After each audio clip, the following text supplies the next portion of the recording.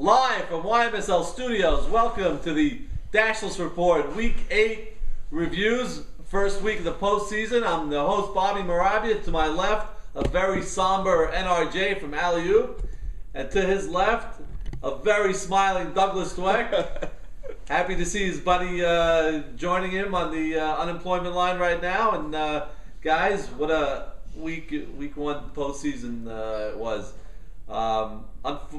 Unfortunately or fortunately, we had all sweeps, so no game-breaking no game threes. But we'll start off with Norman. A very somber alley-oop games you had against the serial killers, and really, I mean, you're lucky to even scored one run.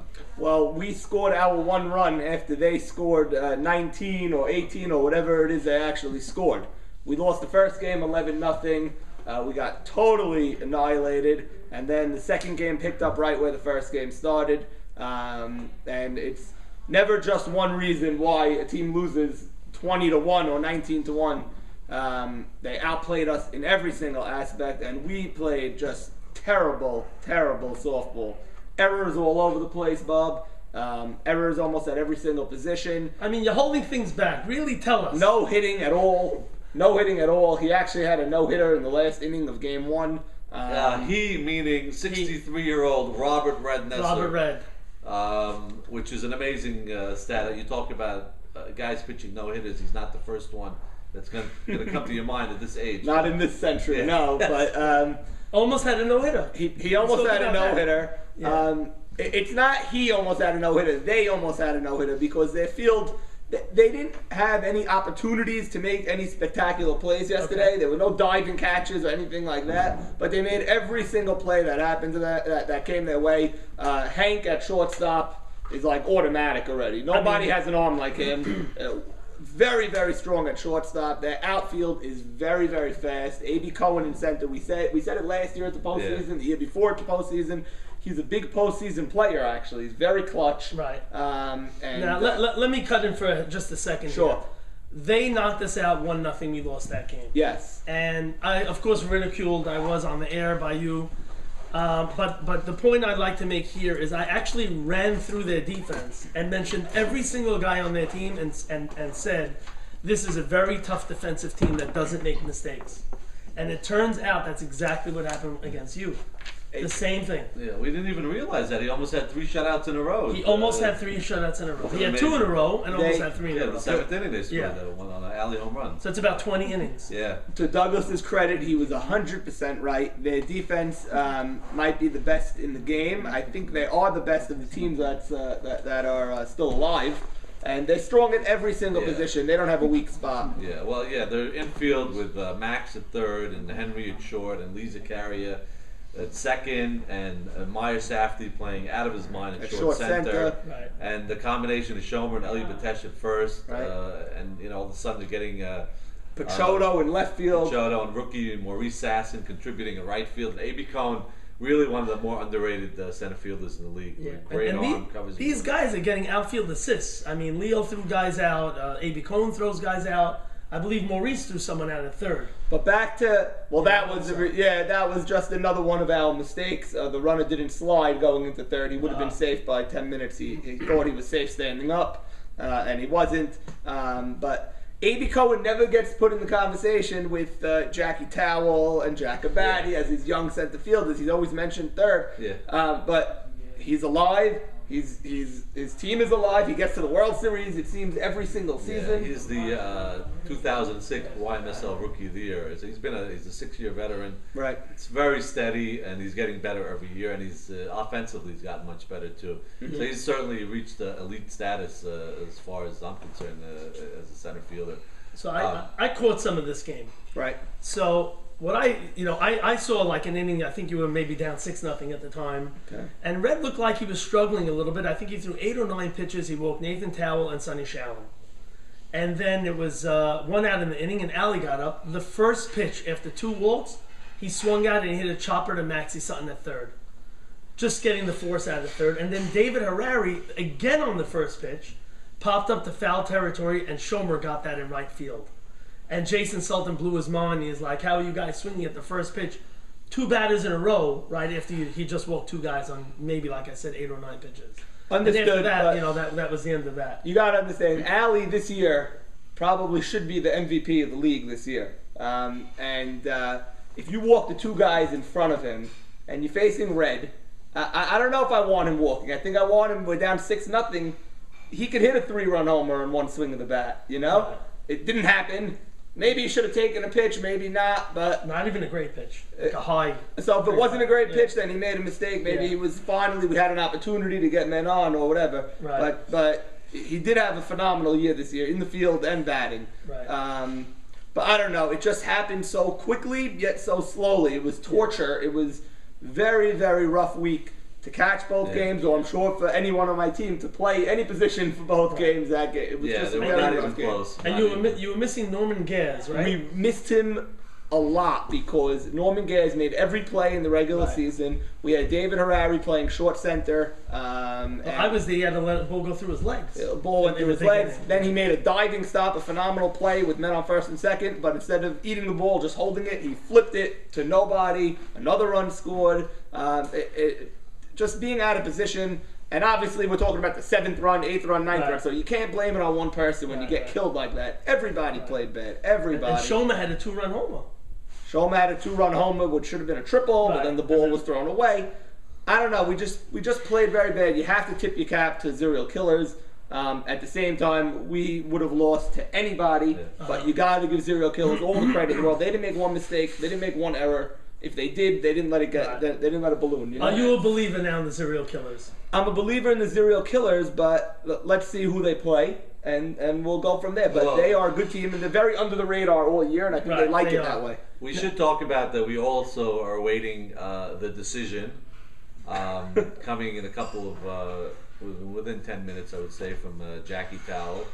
Our producers are trying to get a hold of him right now. I know he's meeting up with his head honchos to make sure they're all on the same page. I'm really interested to know if Jackie Tawil has spoken to Ali about the serial killers, because I was surprised when Ali had to pick, and we had just played them, and we lost 1-0 to them, and we lost the game before to them also, that I never heard from Ali and said, hey, Doug, what do you think of these guys? Are they easy? Are they tough?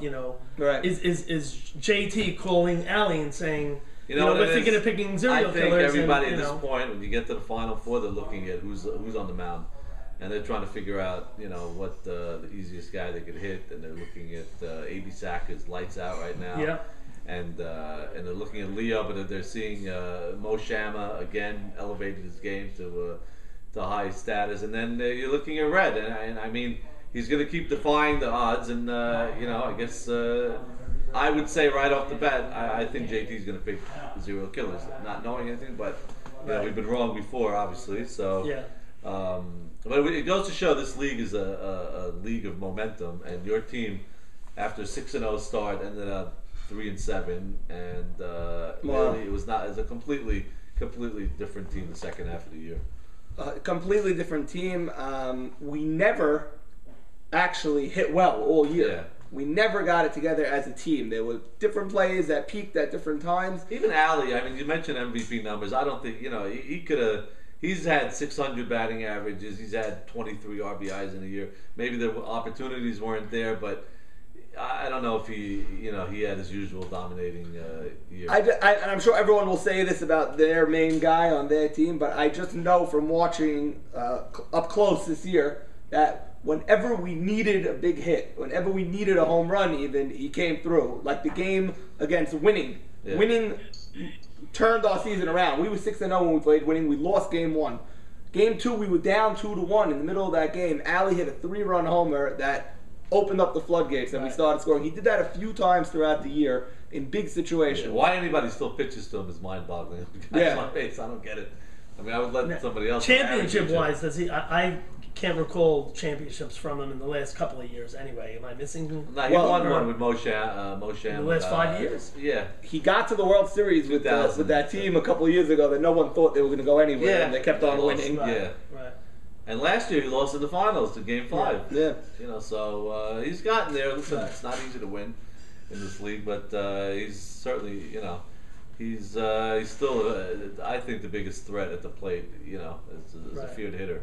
So. But to think out of 5 teams to pick from to play, to lose that way, you know, to choose that team and lose by 18 runs is. You know that's what? Tough. The That's people tough. that made the choice. I mean, everyone that was making choices was saying you got to go with the pitcher, you got to go with the pitcher. But Stevie Azer lost, and Red Nessa won, and Leo Casson won. You know, Stevie it's a Azer gave team up game. over 20 runs. Yeah, it's a team game. But you see, look, really, it goes to show we don't know. Everybody said stay away from Azer. He got bombed. He got hurt. And Mo Shama, they swept. I mean, they would dominate. I didn't pick Mo Shama's team, but I had a feeling that once they got a W, that they would, that they could get hot again. Yeah. You know? I think I picked Mo Shama to win last You did? week. Yeah, I did. And I also picked Zerials over you.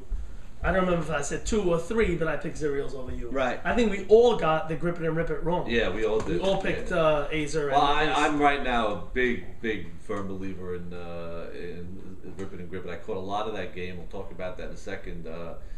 They came in top of the first. Nemi Katz cleared the bases with a monster double in the gap. It had a quick 3-0 lead, and Maurice was yelling, "You picked us, you wanted us, you got us now." And the next inning with a couple of errors, and the thing was 3-3 before you know it. And Azer, had back issues where he couldn't really reach the plate, and they were getting it hard. And what we talked about all year with that team was going to be the defense. And the right side of the infield with Nemi Katz at first and Sammy Sutton at second. I mean, balls were going through.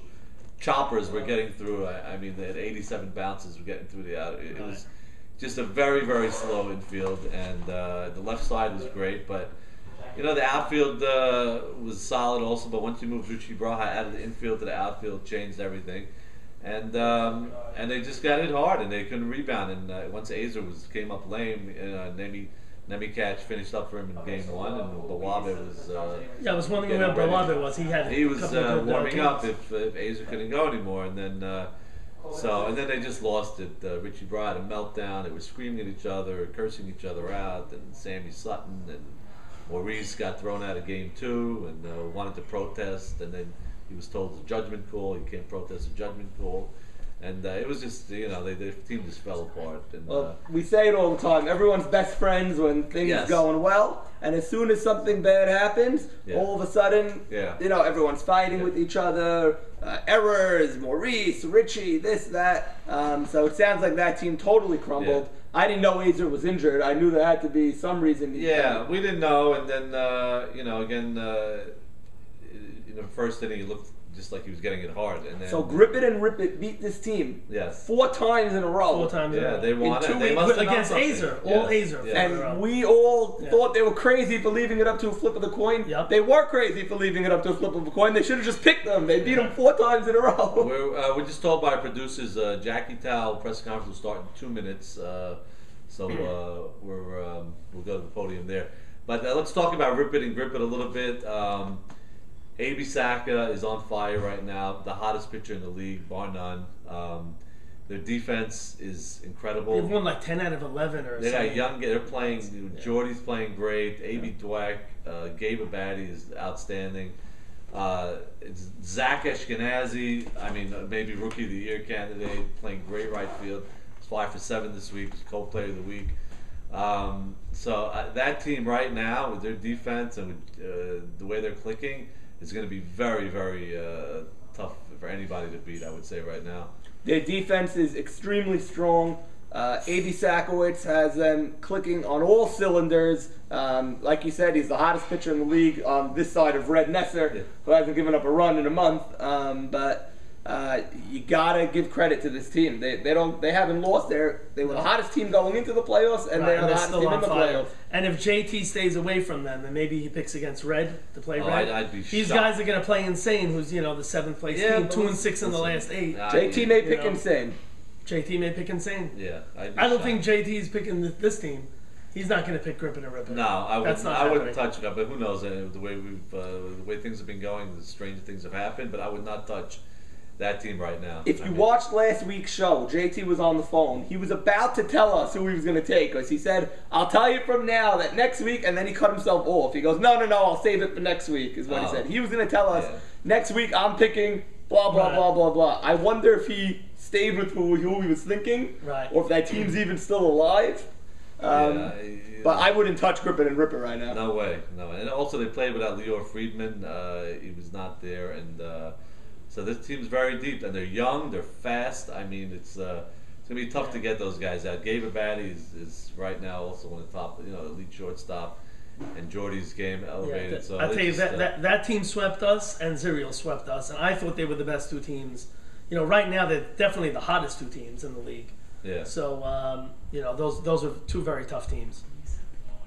Right. So so that series ended quickly also, and shockingly enough, and then we're gonna go to the final matchup, which was winning and insane, and I've been doing this for 15 years, and I saw something I never saw before, where a player came completely inebriated to the game, and isn't there league testing?